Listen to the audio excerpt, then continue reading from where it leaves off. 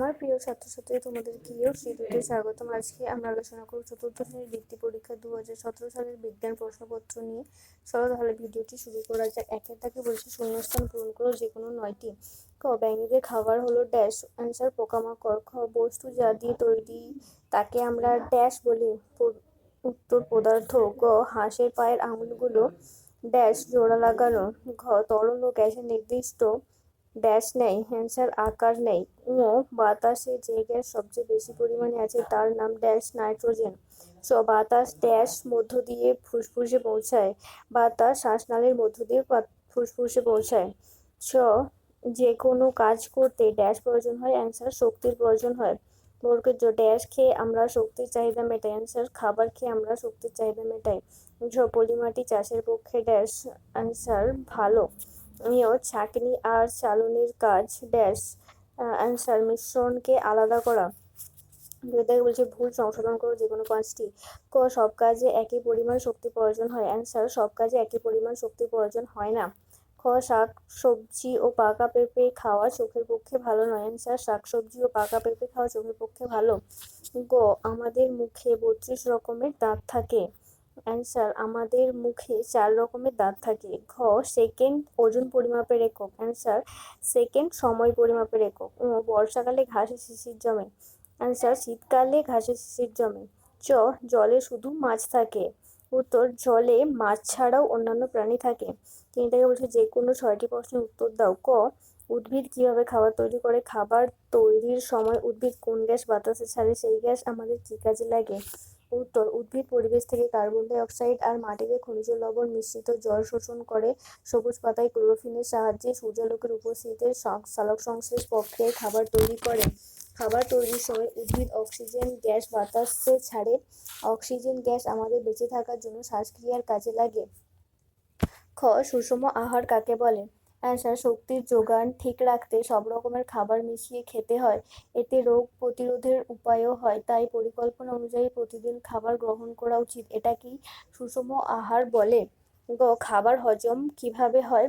Answer দাঁত দিয়ে আমরা খাবারকে ভেঙে টুকরো করি। এরপর লালা গ্রন্থি থেকে লালারস বেরোয়। লালারসে থাকে হজমের রস। হজম করা ছাড়াও লালারস খাবারকে দোলা পাকিয়ে দেয় যাতে খাবার সহজে গোলা দিয়ে নেমে যায়। এরপর খাদ্যনালী দিয়ে এই খাবার পাকস্থলীতে আসে। এখানে পাকস্থলী থেকে বেরোনো হজমের রসের সঙ্গে মিশে খাবার আরও ছোট কণায় পরিণত হয়।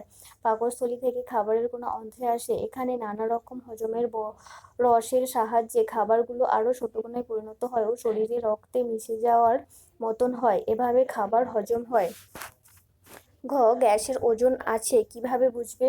অ্যান্সার বাতাসে নানা ধরনের গ্যাস মিশে থাকে, যেমন nitrogen, oxygen, carbon die oxide, জলীয় বাষ্প ইত্যাদি। প্রত্যেকটি গ্যাসের আলাদা আলাদা ভর আছে। একটি উদাহরণের সাহায্যে বুঝে নেওয়া যাক।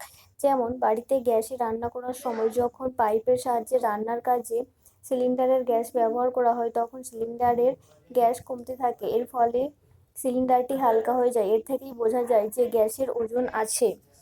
জল কি কি অবস্থায় থাকে সেগুলি কি? জলের অবস্থার পরিবর্তন বলতে কি বোঝায়? অ্যান্সার জল কঠিন, তরল ও গ্যাসীয় অবস্থায় থাকে। কঠিন হলো বরফ, তরল হলো জল, গ্যাসীয় হলো জলীয় বাষ্প। জলকে উত্তপ্ত করলে জলীয় বাষ্প এবং শীতল করলে বরফে পরিণত হয়। আবার জলীয় বাষ্পকে শীতল করলে এবং বরফকে উত্তপ্ত করলে জলে পরিণত হয়। এই ধরনের রূপান্তরকে জলের অবস্থার পরিবর্তন বলে। বাঘ বিলুপ্ত হবে কেন? অ্যান্সার চোরা শিকারীরা বাঘ হত্যা করছে এবং বাঘের খাবার ও বাসস্থানের সংকট দেখা দিচ্ছে, ফলে বাঘ বিলুপ্ত হয়ে যাচ্ছে। ছ, মেঘ কিভাবে তৈরি হয়?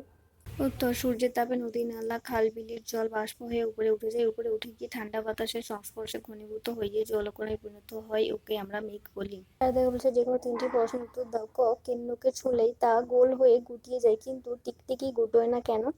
অ্যান্সার কেন্নুর শরীরে শিরদাঁড়া নেই তাই কেন্নুকে ছুঁলেই ভয়ে গোল হয়ে গুটিয়ে যায়, কিন্তু টিকটিকির শিরদাঁড়া আছে তাই সে গোল হয়ে গুটিয়ে যেতে পারে না।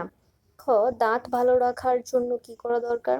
উত্তর দাঁত ভালো রাখার জন্য প্রতিদিন সকালে খাবার আগে ও রাত্রে খাবার পরে দাঁত মাজা উচিত। দাঁত মাজার কিছু নিয়ম আছে, সেই নিয়ম অনুসরণ করে দাঁত মাজলে দাঁত ভালো থাকবে। আবার খাবার পরে মুখ ভালো করে ধুতে হবে যাতে দাঁতের কোথাও কোনো খাদ্যকণা না থাকে। গ, শীতকালে ভিজে জামা কাপড় তাড়াতাড়ি শুকোয় কিন্তু বর্ষাকালে দেরি হয় কেন? উত্তর, শীতকালে বাতাসে জলীয় বাষ্পের পরিমাণ কম থাকে, ফলে শীতকালে ভিজে জামা কাপড় তাড়াতাড়ি শুকোয় কিন্তু বর্ষাকালে বাতাসে জলীয় বাষ্পের পরিমাণ বেশি থাকে, ফলে বর্ষাকালে জামা কাপড় শুকাতে দেরি হয়। ঘ, উঁচু পাহাড় চূড়ায় শ্বাস নিতে কষ্ট হয় কেন? উত্তর, উঁচু পাহাড় চূড়ায় বাতাসের পরিমাণ কম থাকে, তাই শ্বাসক্রিয়ার জন্য প্রয়োজনীয় অক্সিজেন কম থাকে, তাই উঁচু পাহাড় চূড়ায় শ্বাস নিতে কষ্ট হয়। ভিডিওটি লাইক ও কমেন্ট করে চ্যানেলটিকে সাবস্ক্রাইব করে নিও ও পাশে থাকা ঘন্টাটি টিপে দাও, তাহলে এর পরে যখনই আমরা ভিডিওটি ছাড়বো তার নোটিফিকেশন সবার আগে তুমি পেয়ে যাবে।